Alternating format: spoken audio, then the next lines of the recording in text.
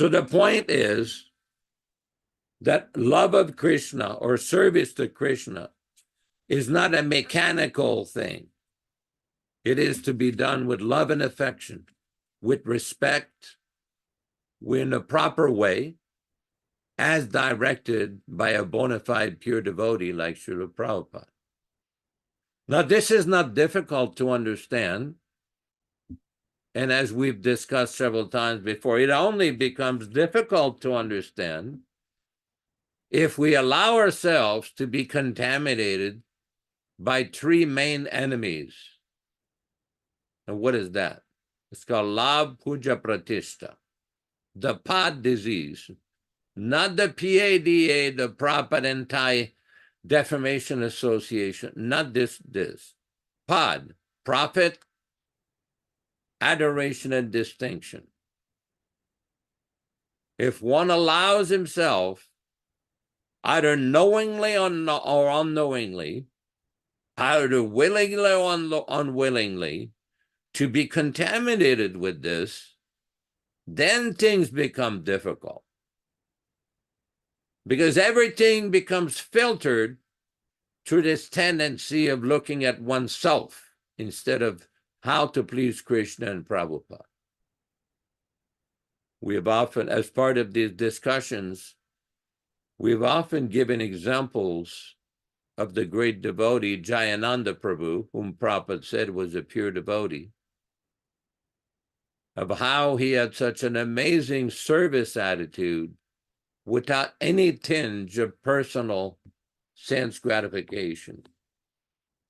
He was a mechanic by trade, a very capable mechanic, and he was a very, very strong person. He was almost 6'2", 6'3", very muscular, very capable person. Unfortunately, we had the occasions to go with Jayananda several times in 1970s, 71 in the spring, when I was in Berkeley, assigned by Kurandar to manage the temple as the temple president for a short duration of time. So I would sometimes go on a weekend with Jayananda to the vegetable market in San Francisco. And Jayananda always had a bag with him with cookies, prasadam, and Simply Wonderfuls. He would carry a bag. He would have some cards. He would invite people to the Sunday feast and give them a Simply Wonderful or a cookie. It was a pretty good-sized bag because people knew him.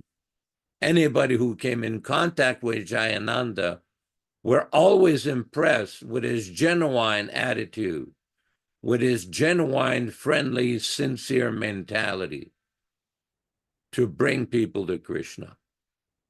It was not difficult to see. One time we were at the vegetable market, and Jayananda went one of the fruit traders. These were the wholesale market. He went and asked the fruit trader for some bananas. So the person picked up a box of bananas and gave it to Jayananda. Jayananda gave him a cookie and a card. And as soon as he did that, several other merchants came. One of them with a box of apples, another of them with a box of vegetables. So many people were attracted to his attitude because people perceive this person has no personal motivation. He doesn't want anything for himself. He was just presenting prasadam of Krishna and inviting people to hear about Śrīla Prabhupada and Krishna come to the local temple. He was a remarkable, we never realized while we were in touch with Jayananda how exalted he was, till Prabhupada confirmed in 1977 that this person went back to Godhead. I mean, he was like one of us. In 1976, I asked Jayananda, "Oh, why don't you take sannyas?" So he put his hand to his ear and says, "Oh, no, I can't do that." "Oh, you so I can't do that." I said, "Why not?" "Oh," he says, "that would be a disgrace to the Vedic culture." I said, "Jayananda, no. But he was an amazing devotee, always wanted to serve. I mean, I heard so many stories when Jayananda went to build the Ratha Yatra cart in New York in 1976. He also was associated with a devotee from Buffalo, Hare Krishna, who also was involved with the Toronto temple.